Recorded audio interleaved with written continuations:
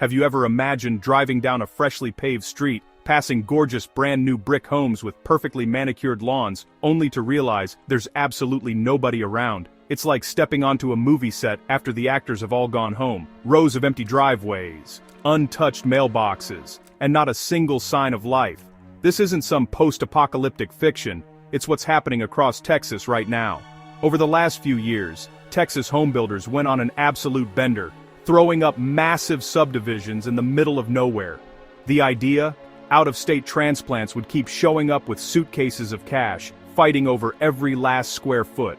But the party's over, y'all. With soaring interest rates and a brutal real estate slowdown, the music has completely stopped, and the Lone Star State is left with more empty homes than ever before. Today, we're taking you on a tour of the top 10 Texas ghost towns, brand new neighborhoods with no one to call them home. So buckle up as we explore the rise, fall, and eerie silence of these modern-day ghost towns. And by the way, let me know in the comments if you think this intro should be longer or shorter, and if you have any timing suggestions for the chapters. Also, all the music you hear is straight from YouTube Studio, and we're keeping it real. No AI stock footage here.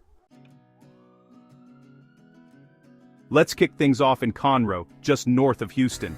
Not long ago, this spot was a magnet for home builders, lured by cheap land and endless expectations of growth. Developers went wild, paving entire neighborhoods, building rows and rows of pristine new brick homes. It was supposed to be the next big thing, a suburban paradise for families and commuters alike. But as interest rates shot up, the story changed overnight. Suddenly, those low monthly payments buyers dreamed about became out of reach. People stopped signing contracts and the houses just sat there. If you drive through today, you'll see entire streets where the only thing moving is the breeze. For sale signs collect dust, and open houses echo with emptiness. The overbuilding didn't just hit buyers, it's hurting local businesses too. Restaurants, grocery stores, and coffee shops that banked on new residents are struggling. The promise of booming growth has turned into a waiting game, with everyone holding their breath for a turnaround that hasn't come. Builders are caught in a bind. They can't lower prices without losing money, but if they don't sell, they're stuck paying for empty houses. It's a lose-lose situation, and the longer it drags on, the more these brand new neighborhoods start to look just a little spooky. If you've ever wondered what happens when optimism meets economic reality, Conroe is the perfect case study. Let me know in the comments if you want a deeper dive into how local businesses are coping. Next up is Princeton, a city that's seen a surge of new subdivisions pop up practically overnight. This was the place to be for anyone looking for affordable new construction, with developers promising quick commutes and all the suburban perks. Huge signs advertised, "Now selling." But the buyers just aren't showing up. Rows of identical homes stretch into the horizon, but you won't hear the sound of kids playing or cars pulling into driveways. It's quiet, almost eerily so. The subdivisions that were supposed to be bustling with new residents now feel more like open-air showrooms. Part of the problem is the sheer volume of new inventory. Builders here bet big, thinking the flood of buyers from Dallas and beyond would never end. But as monthly payments soared, the pool of qualified buyers shrank fast. That left dozens, sometimes hundreds of homes in limbo. It's tough on the people who did buy in early. Some feel like they're living in a ghost town, with empty houses all around and very few neighbors. Others worry about what all this means for their property values. When there's too much supply and not enough demand, prices can drop just as fast as they rose. Princeton's story is a warning to other fast-growing towns. Sometimes too much of a good thing can backfire. If you've driven through one of these empty subdivisions, drop a comment below and tell us what you saw. Forney wanted to be the next big thing in Dallas area real estate. Builders rolled in, laying out huge neighborhoods filled with sparkling new homes and wide sidewalks. It looked like a picture-perfect suburb ready to welcome hundreds of families. But then, interest rates exploded and demand dried up almost overnight. Today, you can cruise down streets in Forney and see beautiful homes just waiting for someone, anyone to move in. The lawns are green, the mailboxes are brand new, but the lights inside are off. It's like a neighborhood caught in a freeze frame, waiting for life to start. The slowdown has hit local construction crews hard. Projects that started with a bang have stalled, leaving empty lots and half-finished houses. Some builders are even offering crazy incentives just to get people to walk through the door. Think free upgrades, closing costs, even a year of free utilities. but with fewer buyers able to qualify for loans, those offers aren't moving the needle much. Forney's promise of easy living now comes with a big question mark. Will the buyers ever come back, or will these neighborhoods stay stuck in limbo? If you're from Forney or thinking of moving there, would you take a chance on one of these empty neighborhoods? Let us know below. Anna was on fire not long ago. Home builders raced to put up new houses, expecting a never-ending flow of buyers moving out from the Dallas metro. New schools and parks broke ground, and the skyline filled with construction cranes. But everything changed when mortgage rates spiked. Now, Anna's rapid construction has hit a brick wall. There are entire sections of the city where you'll find rows of empty homes, untouched playgrounds, and for sale signs that haven't budged in months. The buzz of saws and hammers has been replaced by silence. For families who moved in early, it can feel isolating. There's no neighborhood block party, no kids riding bikes, just empty driveways and quiet nights. And for builders, the math isn't adding up. Carrying costs are piling up, and some projects have just stopped cold. Local officials hoped this boom would mean more tax revenue and funding for new services.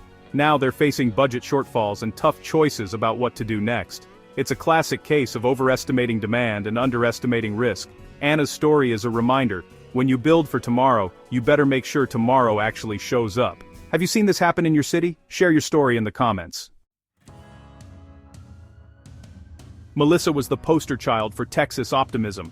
Developers snapped up land, promising buyers a slice of suburban paradise just minutes from the big city. Model homes popped up everywhere, and for a while, it looked like Melissa was set to become the next big boomtown. But reality hit hard.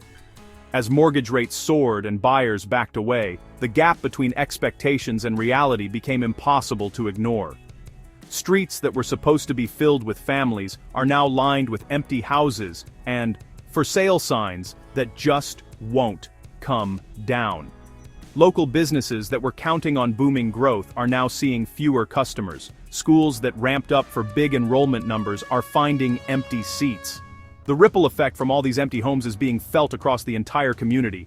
Builders are in a tough spot, trying to figure out whether to keep building or cut their losses. Some have slowed down construction, hoping things will turn around. Others are getting creative, trying to rent out unsold homes just to cover costs.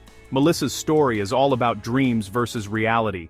When the market shifts, it can turn big plans into big problems almost overnight. What would you do if you were a builder here? Let us know your thoughts. Jarrell's story isn't just about empty homes, it's about the cost that emptiness brings to an entire community. Builders rushed in, transforming fields into blocks of brand new houses, but now the streets are eerily silent. No cars, no laughter, just the hum of air conditioning units and vacant homes. The local economy has taken a hit. Businesses that opened to serve new residents are struggling or shutting down. City leaders are worried about the impact on tax revenue, and some projects that relied on a bigger population are now on hold. For families that did move in, it can feel like living in a ghost town. There's a sense of isolation when you're surrounded by empty homes and unfinished streets. Even basic services like trash pickup and mail delivery can be inconsistent when there aren't enough people around. Builders in Jarrell are facing the same dilemma as those across Texas: keep building and hope for a turnaround, or cut their losses and walk away. Either way, the cost of emptiness is mounting, and the future feels uncertain. If you've seen the impact of empty homes on your town, tell us about it in the comments. We want to hear your stories. Manor was supposed to be a shining example of smart growth, with new developments promising everything from high-tech amenities to walkable neighborhoods. For a while, it really looked like Manor was living the dream, but as the market cooled, all those promises turned into empty houses. Drive through Manor today and you'll see rows of beautiful modern homes, most of them empty. The parks are quiet, the sidewalks are spotless, and the neighborhood pools are still. It's a strange contrast to the marketing materials that promised vibrant, thriving communities. Builders here are scrambling to move inventory, offering deep discounts and incentives. But with high interest rates, even bargain prices aren't enough to bring in the buyers. Some developers are even pausing new projects, just waiting for the market to stabilize before breaking ground again. The slowdown has ripple effects everywhere. Local businesses, from coffee shops to daycare centers, are feeling the pinch. City officials are rethinking their growth plans and facing some tough choices about what comes next. Manor's experience shows how quickly things can change in real estate. If you know someone who bought in Manor, ask them what it's like. They might have some wild stories. Hutto is another Texas town that, well, overestimated the boom. For years it looked like the next big thing, with developers buying up land and promising new schools, shopping centers, and endless convenience. But when mortgage rates went up, the whole plan just unraveled. These days, you'll find entire neighborhoods in Hutto that are, honestly, practically empty. The grass is cut, the homes are sparkling, but there's nobody to enjoy it all. For sale signs dot the landscape, reminding us just how quickly demand can disappear. Builders here are trying everything: rent-to-own offers, price cuts, even free appliances. But the reality is, with fewer buyers able to qualify for loans, the homes just aren't moving. It's a tough pill to swallow after years of rapid growth. And you know, the impact goes beyond just empty homes. Local schools, sports leagues, and community events are all feeling the strain. Without enough families moving in, it's hard to keep the momentum going. Hutto's story is a lesson in not counting your chickens before they hatch. If you've seen these empty neighborhoods firsthand, let us know where they are in the comments.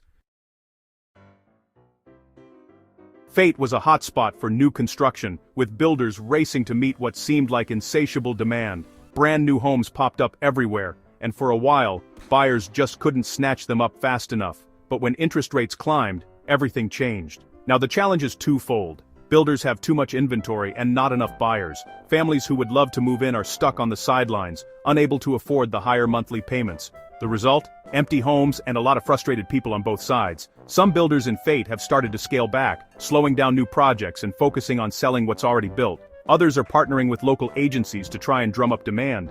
But it's an uphill battle, with rates where they are. Buyers are in a tough spot too. They want to take advantage of the deals out there, but the math just doesn't work for many of them. It's a waiting game, with everyone hoping for rates to drop or prices to fall further. Fate's story is still being written, and it could go in a lot of directions. If you have ideas for how builders or buyers can break the deadlock, drop them in the comments. Last but not least, let's talk about Celina. This town was ground zero for Texas's biggest building boom, with developers pouring billions into massive new neighborhoods. It was supposed to be the next hotspot, with luxury homes, top-tier schools, and every amenity you could imagine. But as the market turned, Celina's scale became its biggest problem. There are entire developments with hundreds of completed homes, and almost nobody living in them. Streets are lined with empty houses, and the playgrounds are silent. Builders are offering everything under the sun to lure buyers: cash back, interest rate buy-downs, even fully furnished homes. But with so much inventory and so few buyers, it's hard to make a dent. Some projects have paused completely, leaving empty lots where new homes were supposed to rise. The local economy is feeling the strain too. Businesses that banked on thousands of new residents are struggling, and city leaders are trying to figure out how to keep things moving forward. Celina is a prime example of how the biggest booms can lead to the biggest busts. If you've driven through Celina lately, what did you see? Share your experience in the comments and let's compare notes. So there you have it, the top 10 Texas ghost towns where brand new homes sit empty, and the dreams of a never-ending boom have faded into silence. From Conroe to Celina, these neighborhoods are a powerful reminder that real estate can change fast and the risks of overbuilding are real. But they're also a chance for us to ask, what comes next for these towns and the families who still call them home? I want to hear from you. Drop your thoughts or timing suggestions for this video in the comments below. Have you seen these ghost towns with your own eyes? Do you think Texas will bounce back, or is the slowdown here to stay? Your stories and feedback help shape our next videos, so don't be shy. If you enjoyed this deep dive into Texas's modern ghost towns, smash that like button and hit subscribe for more wild real estate stories, epic explorations, and all the behind-the-scenes action you can handle. Thanks for watching, and I'll see you in the next one.